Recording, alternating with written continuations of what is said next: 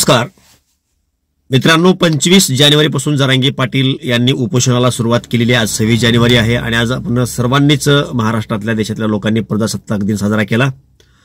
सर्वांना प्रथम प्रजासत्ताक दिनाच्या शुभेच्छा।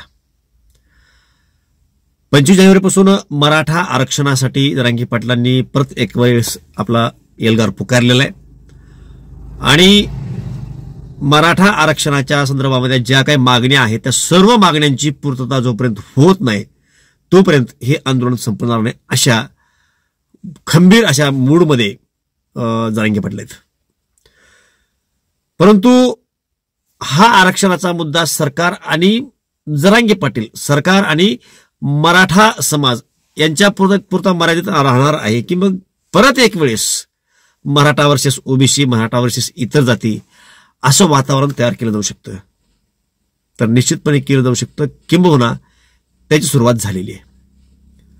काल 25 तारखेला जरांगे पाटील या आंदोलनासाठी बसले। त्यांची मागणी आहे की ओबीसी मधून मराठा समाजाला आरक्षण द्या। त्या अपोजिट कालच्या कालच प्रकाश आंबेडकर असतील, सदावर्ते असतील, भुजबळ असतील, ह्या लोकांनी आपली मतं मांडलेली आहेत। प्रकाश आंबेडकर यांनी आणि सदावर्ती यांनी सांगितलं की सुरेश धस आणि जरांगे पाटील यांच्यामध्ये मराठा समाजाचं नेतृत्व करण्यासाठी स्पर्धा सुरू झाली। वास्तवात याचा काही संबंध नाही, परंतु अशा पद्धतीची भाषा, अशा पद्धतीचं स्टेटमेंट दिल्यामुळं मराठा समाजामध्ये संभ्रम निर्माण व्हावा आणि मराठा समाज जरांगे पाटील यांच्या पाठीशी जो आज खंबीरपणे उभा आहे तो बाजूला व्हावा आणि जरांगे पाटलांचं मनोधैर्य खचावं व ह्या आरक्षण जी काही आंदोलनाचा जोर आहे तो कमी व्हावा, उपोषणाचा जोर आहे तो कमी व्हावा, हा त्या मागला उद्देशाने त्याची सुरुवात काल झालेली आहे। त्याचबरोबरीनं भुजबळ यांची काल जी 24 तास चॅनलवरती मुलाखत घेण्यात आली आणि त्यामध्ये त्यांनाही प्रश्न विचारण्यात आला की जरांगे पाटील 25 तारखेपासून मराठा आरक्षणासंदर्भामध्ये परत एक वेळेस उपोषणाला बसलेले आहेत, आपली प्रतिक्रिया काय? तर भुजबळ यांनी सांगितलं की मराठा समाजाला आरक्षण देण्यासाठी माझा विरोध केव्हाच नव्हता, आजही नाही, पुढे असण्याचं कारण नाही आणि त्या पद्धतीने सरकारनं 10% आरक्षण मराठा समाजाला दिलेलं आहे, मराठा बांधवांना दिलेलं आहे। परंतु जरांगे सारखा माणूस परत एक वेळेस असा याला जाती रंग देण्यासाठी किंवा मग जातीय ते निर्माण व्हावं यासाठी आता उपोषणाला बसतोय। मग तुमची भूमिका काय असेल असा प्रश्न वार्ताहरांनी विचारला। त्यावर त्यांनी सांगितलं की मी संघर्ष करणार। म्हणजे काय की ज्या तारखेला जरांगे पाटील उपोषणाला बसले त्याच तारखेला छगन भुजबळ असतील, सदावर्ते असतील, आंबेडकर असतील, या लोकांनी आपले मनसुबे व्यक्त केले, दाखवलेले, तर येणाऱ्या काळामध्ये ते काय करू शकणार आहेत हे दाखवून दिलंय।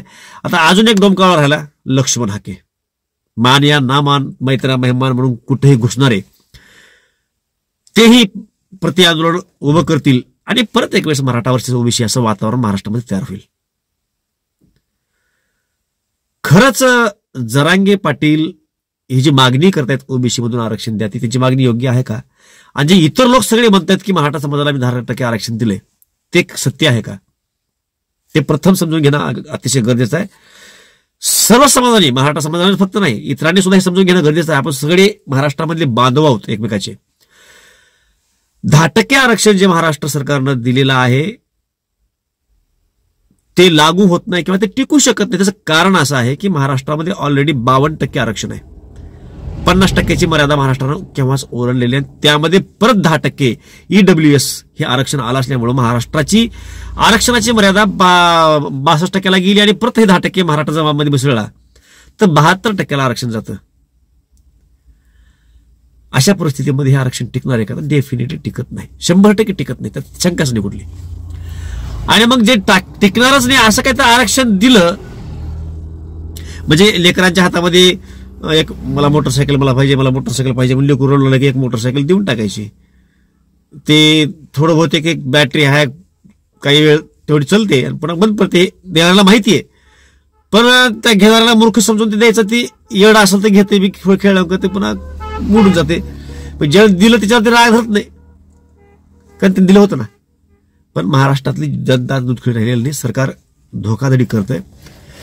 यातून सुंदर असा मार्ग निघू शकतो का? तर निघू शकतो, ज्यातून ओबीसी समाजाला हे कुठल्या प्रकारची अडचण होणार नाही, मराठा समाजाला कुठल्या प्रकारची अडचण होणार नाही, किंवा महाराष्ट्रातील सर्व जाती धर्माला एकत्रित करत याचा समन्वय साधत सर्वांनाच कसा न्याय द्यायचा हे काम सरकारचं असतं. ते करता येऊ शकतं का? तर येऊ शकतंय. कसं येऊ शकतंय?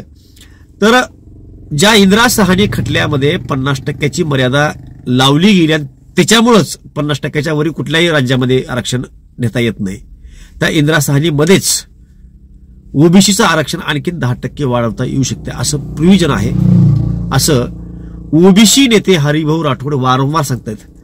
ते सरकारला विनंती सुद्धा केली की तुम्ही मला पाचारण करा, मला बोलवा, मी येतो आणि तुम्हाला दाखवतो की मराठा आणि ओबीसी याच्यामधला वाद कशा पद्धतीने मिटू शकतो. परंतु सरकार त्यांना बोलवत नाही. सरकारला माहित आहे काय होऊ शकतं ते, सरकारला ते करायचं नाहीये, त्यांची मानसिकता ते करण्याची नाहीये. आणि मग जर हे 10% आरक्षण ओबीसीचं वाढणार असेल तर जे वाढणार आहे ते मराठा समाजामध्ये घ्या ना. म्हणजे मराठा समाज ओबीसी मध्ये घ्या म्हणतोय, तो ओबीसीच्या बांधवांनी सुद्धा सरकारला म्हणलं पाहिजे. आता ह्या स्टेपला, ह्या आरक्षणाच्या मुद्द्यावरती ह्या काळामध्ये ओबीसी समाजाला सुद्धा समर्थन दिलं पाहिजे. मराठा समाजाला सरकारला म्हणलं पाहिजे की मराठा समाजाला ओबीसी मध्ये घ्या, आमचा विरोध नाही. आम्ही विरोध का करतोय की आमच्याकडे सध्या जे आरक्षण आहे त्यामध्ये मोठ्या संख्येनं असलेला मराठा समाज जर आला तर आमच्यावरती अन्याय होईल. अन्याय कसा होईल? तर स्पर्धेमध्ये आमच्या मुलांसोबत मराठा समाजाची मुलं येतील आणि मग आम्हाला ते पुरणार नाही. पण जर सरकार हा कोठा वाढवणार असेल तर मराठा बांधवाला तुम्ही ओबीसी मध्ये घ्या, आमची हरकत नाही. अशा पद्धतीचा स्टँड ओबीसी समाजाने घेणं गरजेचं आहे. का ते सक्सेस होऊ शकते का? तर होऊ शकतंय. ओबीसीचं 10% आरक्षण वाढू शकते असं खुद्द ओबीसीचे अभ्यासक हरिभाऊ राठोड वारंवार सांगतायत. सरकारने एक त्यांना बोलून घेतलं पाहिजे. आणि मग अशा पद्धतीनं मराठा समाजाला जी मागणी आहे की आम्हाला ओबीसी मध्ये घ्या, ती मागणी मान्य होईल, मराठा समाज शांत होईल. ओबीसी समाज का आज थांबा म्हणतोय की एवढ्या मोठ्या संख्येनं समाज असलेला मध्ये आला की आमच्यावर अन्याय होईल. पण जर टक्केवारी वाढणार असेल, म्हणजे 10% तुम्ही इकडे दिले ना, 10% इकडे वाढवा ना ओबीसी मध्ये, मराठामध्ये घ्या, का प्रॉब्लेम काय? बरं, त्याचबरोबर ना इतरही जातीसोबत मराठा समाजाची तुलना होणे किंवा स्पर्धा होणे, जसं ओबीसी मध्ये एनटी वगैरे केलेलं आहे तसं एक करून टाका. ओबीसी अ करा, ओबीसी ब काय ते कॅटेगरी करा आणि त्या कॅटेगरीमध्येच फक्त मराठा समाजाला आरक्षण उपभोगता येईल. म्हणजे मराठा समाजाची स्पर्धा मराठा समाजासोबतच राहील, इतरांसोबत होणार नाही. हे करता येणं शक्य आहे का? हे सगळं करता येऊ शकते, परंतु राजकीय इच्छाशक्ती ह्या सरकारची नाही आणि डोळ्यासमोर फक्त राजकारण आहे.